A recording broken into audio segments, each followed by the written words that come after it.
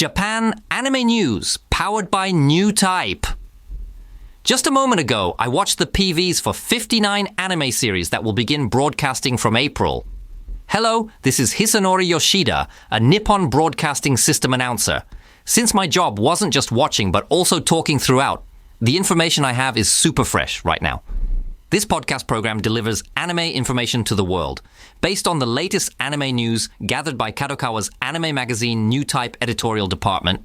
We'll share Japanese anime trends and anime culture with the global audience. This program is being recorded on March 31st, 2025, which is last fiscal year. Though, since we're recording after 11 o'clock, there's less than an hour left in this fiscal year. We are also using the multilingual voice translation tool, Lingueene, for translation. Please note that languages other than Japanese are translated by AI and may contain expressions that are not entirely accurate. We're talking about watching the rest right after our project, where we spent 3 hours watching anime PVs to see how much we'd want to continue watching them. Today, we'll be discussing all the anime from the April season. This is the 35th time we've done this segment, and I realized that terms like zero watching we used to use have completely become obsolete.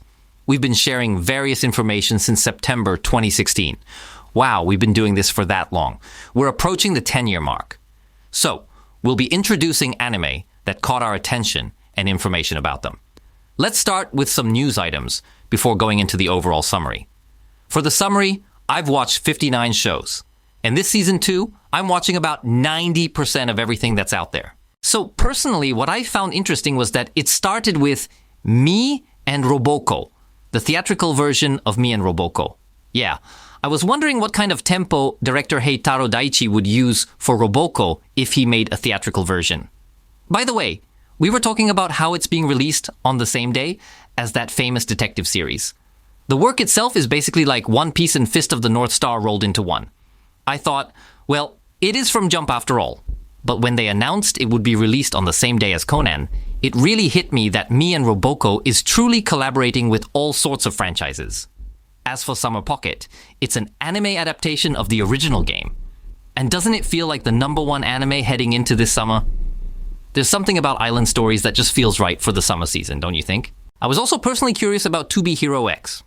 The art style is completely different from before. It's mixing 2D and 3D under director Lee Howling, the same director who did Time Agent. Aniplex and Bilibili are co-producing it, right? It's quite a unique production setup, a true Japan-China collaboration project. And then there was that tea controversy. Also, something else I'm personally interested in is, well, the creator of Laid Back Camp, Afro, is now focusing on photography instead of camping. Basically, high school girls go to various places to take photos. They'll probably be part of a club, maybe a cinephoto research club. As someone who personally loves photography, 360-degree cameras, drones, and even cameras that ordinary people wouldn't typically use, this looks extremely promising.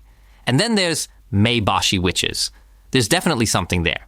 I was wondering why they featured Gunma Prefecture's Meibashi so prominently, but beyond that, it feels like Sunrise is really experimenting with what to create after Love Live.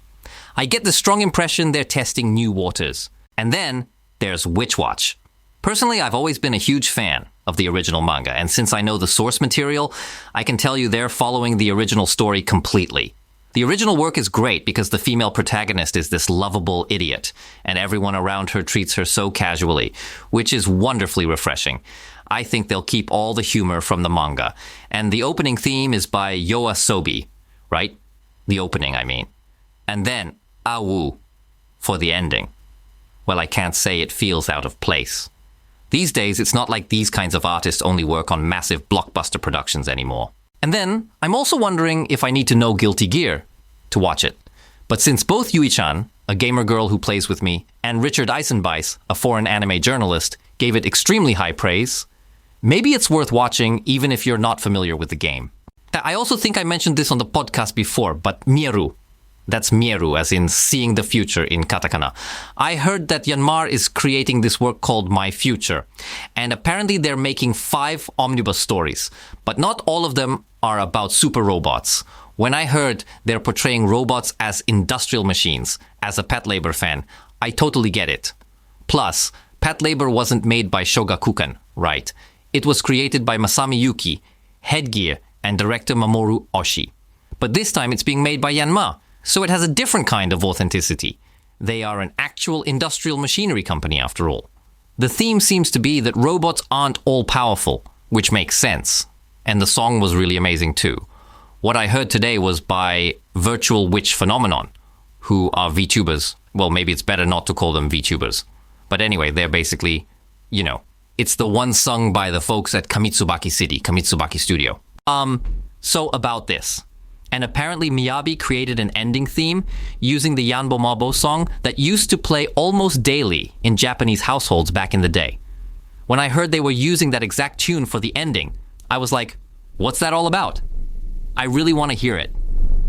I have a feeling this might be pretty close to being the frontrunner this time, so I'll definitely check it out. This time, there's quite a bit of sci-fi content, including the visual aspects. There's a rich variety. And your form looks interesting. It seems to be set in an era where memories are stored in machines and certain people can dive into them to conduct criminal investigations, though I have no idea where the story goes from there. As for shows with good visuals, Coulon Generic Romance had this unique near-future Chinese aesthetic that you don't see very often. So next we have Apocalypse Hotel. This is a completely new project being developed by Saigamise. Personally speaking, I've been reading manga by Izumi Takemoto since middle school until now. I probably have up to volume 4 or 5 of Sayorina Parallel in my collection. Despite this, she's a manga artist who has produced an extraordinary number of what seem like one-off or 2-volume SF short stories. And as someone who owns most of them, I'm amazed that one is becoming an anime. Her works have rarely been animated before. There was briefly this hardware called the Mega CD back in the day, and there was something called Yumima Mix, which was unusual even then as a game with animation. As someone who played that like a monkey, I remember it well, and I think this might be the first time authentic Takemoto Izumi characters will be fully animated, so I'll definitely be watching. We briefly touched on this on our show before, when Aiko-san mentioned something about the open ending. This is just my personal interest, but of course there's also Zig-Axe and others this season, right? Starting in April. There are plenty of other noteworthy shows too. There must be even more. Also, I remember thinking the artwork for Yaiba was amazing, at least at the preview stage. Either way, I came back with the conviction that this season will certainly not be boring. And just one more. A title in the interesting category. Just one. Yeah. This one is, well, I wonder how this would translate. First, let me give you the official Japanese title. The Sacred Ground. Blessed by the gorilla god is cherished by the royal knights. Repeat after me. The sacred ground, blessed by the gorilla god, is cherished by the royal knights. What do you think of this one? Honestly, I could only remember the gorilla part, but basically, it's set in a world where everyone is blessed by an animal deity when they turn 16, and Shirasagi Reijo, who is quite timid, ends up drawing the gorilla. Apparently, it's the strongest combat type. Though she just wants to live peacefully. She gets scouted by the Royal Knights as a gun knight because of her supreme fighting power. But the promising young knights watch over Sophia kindly, and it says it's an unexpected, heart-throbbing romantic comedy stemming from the gorilla power. This is what anime is all about. Without this kind of thing, anime would lack that exhilarating quality, right? And apparently they're doing a collaboration with Go Go Curry, seriously. From April 1st, they're collaborating with Go Go Curry. If you come to Japan, you'll understand what Go Go Curry is. There are curry shops with gorilla signs at stations and in shopping districts, and I heard they're doing a collaboration with them, which is wonderful. What? The hashtag is Gorillas Kago Reijo? I don't get it. Oh, it's Gorilla no Kago Reijo. They're really going for it. Yeah. Gorilla Bukome. Gorilla romantic comedy. They know exactly what they're doing. Given how they created it, they must know. And another thing I want to say is that character Fukami-kun, who's unnecessarily perverted, I feel like they already won the moment they came up with that idea. But this falls under the total volume category. I really think that anime is always so free and wonderful. People often say that the world has become more constricted, but it seems like anime still has some areas where it isn't quite as restricted. Why is that? Please remember the term Anime Festa. Today I really understood that at Anime Festa, you can see a wide range of works, including those with a bit of a risque element, almost in full spectrum. Let's move on to some more proper news-related topics. Regarding anime series from the January season, we're seeing a flood of information about upcoming sequels in their final episodes. That's to be expected, right? This time, anime Itsume Go and Ave Musica. Or rather, Ave Musica has been causing quite a stir this season, and I've been watching with concern about how intense it's become. I also realized it's definitely one of those shows that divides people into either super enthusiastic fans or those who don't watch it at all. If you've been watching the anime Banji Dream this time, you'll notice that the storyline is heavily intertwined with My Go. Because of this strong connection with My Go, they've announced that production has been confirmed for sequel series to both Banji Dream It's My Go and Banji Dream Ave Musica. With this much momentum, it makes sense. These groups have become so popular that arena-class venues sell out instantly when they perform. When, for the new series production, we're doing a Nordic location shoot. Nordic? You'd better prepare yourself for this one. Apparently, the Nordic location shoot has been published. That final battle of the bands, how should I even describe it? At the very least, no matter what others might say, you can really feel their determination to do what they find fun or passionate. You can absolutely feel it. I never thought, I actually thought that character might not make it to the end, but that didn't happen, so. By the way, for those who haven't seen it yet, it's really great to watch like a roller coaster movie. Abe Musica, Revisited. It might be better to binge watch it rather than watching it weekly. And now, the announcement of a second season of Medalist with commemorative visuals and PV released. Medalist seems to be one of those shows where more and more people fell in love with it as they discovered it. I feel like many viewers were drawn in by the sheer power of the animation. And it's been confirmed that ReZero, Starting Life in Another World Season 4 is in production. They're definitely going to see this through to the end, no matter how you look at it. The released teaser footage apparently shows Subaru and Amelia visiting a tavern to take a breather after arriving in a desert city. The first teaser vision depicts Subaru and the others gathered around Rem, who's in a wheelchair. By the way, there was about a 4-year gap between the end of Season 2 and the beginning of Season 3. That's right. There was quite a gap before Season 3. And Season 3 itself was split into separate cores, wasn't it? Recently, when people say they've been waiting impatiently for 5 years or so, some respond that it doesn't feel that long because there's so much else to watch in between. But when you hear something like Aharen-san is back after 3 years, you think, has it really been that long? Don't you? So, moving on. A second season of My Cuteness is Lost on Kuroiwa Medica has been officially announced. Last week, right after the final episode of the first TV anime season aired, they made the announcement. You know how the opening theme for Kuroiwa Medica had those lyrics that people compared to a bug flipped over on its back? Well, that song absolutely skyrocketed in the karaoke rankings. It really reminded me how important it is to get people talking. That karaoke action proved it. And in the end, that buzz helped make the show a hit. Also, the first Pokemon TV series will be broadcast non-stop for 1 week starting April 1st. All 278 episodes of the first Pokemon TV series will be streamed for free in a non-stop marathon on ABEMA for 1 week beginning April 1st. Recently, starting with shows like One Piece. Everyone seems to be doing this kind of thing, right? It's like if you have the content, why not show it? Same with Macross and others that are now available on ABEMA channels. Momoiro Clover Z, or Momoclo.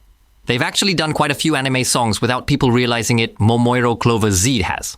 Conversely, in the Momoclo context, songs like Moretsu Pirates have become rather important in their repertoire, but hardly anyone mentions Moretsu Pirates anymore, right? They collaborated with Marty Friedman too, come to think of it. They've been active, and recently they've collaborated with shows like That Time I Got Reincarnated as a Slime. And even more surprisingly, did you know they also collaborated with Yosuga no Sora? I think I only notice these things because I keep tabs on both anime and Momoclo. They've also worked on Joshiraku and others. That's because they're signed with King Records. So, there's this new song from Momoiro Clover Z, and it's actually a collaboration with Gundam, though it's not with Zig Axis. Their 23rd single, Event Horizon, will be released on July 2nd. It will serve as the theme song for the popular arcade card game Mobile Suit Gundam Arsenal Base Force Squad. A theme song for an arcade card game? I'm sure there have been others before. But with broadcasts, you sometimes encounter music by chance, which is why opening and ending themes are so significant. Plus, animation is difficult to produce, so if everyone watches a minute and a half each for the opening and ending, that's 3 minutes total, there's real value in that. That's precisely why anime songs have flourished, I think. With arcade games, everyone waits for the opening sequence before playing. But maybe that's what makes it good, when the wait feels like it takes forever. I see, those standby screens that just keep playing. I don't go to arcades much anymore, come to think of it. I really haven't been to an arcade in ages, showing my age here. I used to love quiz games, and there was a period when I was really into those, but I bet quiz games have evolved a lot recently too. Makes me want to try them again. Anyway, I've gone completely off topic here. So with that, that's all for this week's news. Well, even in these circumstances, we've received emails again this week. Thank you very much. This week is already amazing. Hello, Mr. Yoshida. This is Kapin. Thank you. I'm honestly exchanging messages with you more frequently than with my own relatives, Kapin. Thank you so much. I saw you were hosting the Space Battleship Yamato 50th anniversary event at Anime Japan. Yes, that's right. Being in my 50s, I'm from that generation, so it's a work that brings back many memories. This is a story from when I studied abroad in America in the early 90s. I sometimes talked about anime with my local university friends. If I remember correctly, it was in the late 1970s or early 1980s when Star Blazers aired in America during the evening. Wow, I've hardly ever heard this story before. Of course, Yamato itself became a huge phenomenon in Japan, and Nippon Broadcasting even did a Space Battleship Yamato All-Night Nippon program. That was actually the beginning of anime radio show history. When NHK recently did a special feature on anime radio shows and wanted to air that, I thought, well, since I'm a Nippon Broadcasting employee, and listened to 4 hours of it from our station archives. Man, they were doing live radio drama. Yeah, it was shocking. Amazing. Kei Tomiyama and others were reading their lines live the whole time. And it seems like it was done in front of an audience too. They had a huge number of audience members and staff there, and in between segments, they had things you couldn't imagine nowadays, like acoustic guitar commercials and such. It was really valuable audio to listen to. It was truly a massive boom in Japan. Even back then, in an era when talking about anime on radio was unheard of, it was already a huge phenomenon. Overseas, though, at that time, there was nothing like that anime being broadcast in America. That makes sense. Back then, there was also this Space Battleship Yamato Complete Archives exhibition going on. It was produced by Hideaki Anno and held in Shibuya, in the western part, and I went to see that too. There were so many people there, even folks in their 60s. It was an exhibition that really showed you how much passion and attention to detail went into creating everything for Space Battleship Yamato at that time. You could really feel that power. At that time, there was nothing like that anime being broadcast in America. My friend, who was in elementary school then, would rush straight home after school to watch it on TV. American animation, or what we call cartoons, right? Disney and Warner Brothers had a lot of content aimed at girls and younger children, so apparently Space Battleship Yamato was quite popular among boys. That wouldn't exist there. American animation tends to go in directions like the Powerpuff Girls, more like what you'd see on Kids Station. But, though this might just be my impression, I personally watch quite a lot of American animation that's aimed at adults and has a strong edge to it. It's almost inappropriate to explain it on this podcast. How should I put it? It's nothing but edgy content. Oh boy. I haven't really watched The Simpsons, but what I absolutely recommend is The Work of Impossible. Hazbin Hotel was really fun. Is that a thing, Hazbin Hotel? Really? Oh, I see. Well, my daughter turned 19 today, March 31st. My 19-year-old daughter has recently become obsessed with Back to the Future. Of course, she quickly watched parts 1, 2, and 3. And after finishing those, the recommended for people who watch this suggested Rick and Morty. Welcome to Hazbin Hotel.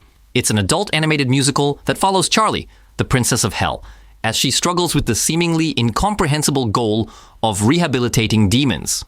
That sounds interesting. You can watch it on Amazon Prime. That's pretty nice, having options like that. But there are people trying to make similar things in Japan too, like they're finally making a new panty and stocking after all this time. You know, pansto and such. Sorry, I got a bit off topic there. We were talking about Yamato. I also saw many similar comments online. It was apparently dubbed, so I think most people probably didn't know it was a Japanese work. Once it's animated, you might not necessarily think the characters have Japanese faces, and they called the wave motion gun the wave motion gun. Well, I can understand that, but they also changed character names like Susumu Kodai to Derek Wildstar. They really changed quite a bit. Derek Wildstar, Captain Okita becoming Captain Avatar. Captain Avatar. The captain is fine, but is it a Captain Avatar? It reminds me of getting excited about an interesting story I heard from a friend. I've also heard about people who were so influenced by that work that they actually enlisted in the US Navy. I imagine there are people in Japan who join the Maritime Self-Defense Force too. Of course, I don't think that's the only reason, but I do think it's a factor. Japanese anime is spreading even further around the world now, and I can't even imagine what kind of influence it will have on people overseas who grow up watching Japanese anime in 10 or 20 years. I'm sure it's making a tremendous impact on someone out there. This came from Capane. We already hear stories here and there about American pop stars who are really into Japanese anime, right?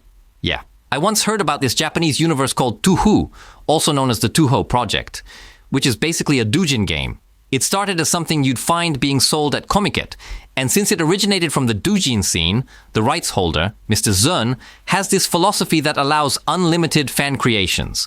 It's primarily a shooting game with characters and established lore, and it has background music that's supposedly amazing, so there are tons of music rearrangements out there. Apparently, there's even a song that sampled audio from one of these doujin CDs with rearranged Touhou music that ended up hitting #1 on the US charts or something. So Japanese pop culture and global pop culture are just completely intermingling now. I think we can say that Japanese anime in particular has established a really strong presence in the global market. I wonder, are we heading toward an era where they'll even make adult parody anime of shows like Demon Slayer? Over there, on their side. What do you think? Though I'm not sure about that. With Dragon Ball, everyone already knows what to expect, right? Definitely, without a doubt. Well, we could go on forever about this, but I believe that starting this April, we'll see many new titles that have the potential to become massive hits. So I'm looking forward to enjoying anime from April onward as well. Oh, that's right. Let's do our research on Miracle Giant's Domukun next week, which we talked about last time. Yeah, because with Anime Japan and following up on this, we've been completely preoccupied with those things. So, sorry about Miracle Giant's Domukun. I didn't even have time to search for it this week with the fiscal year ending.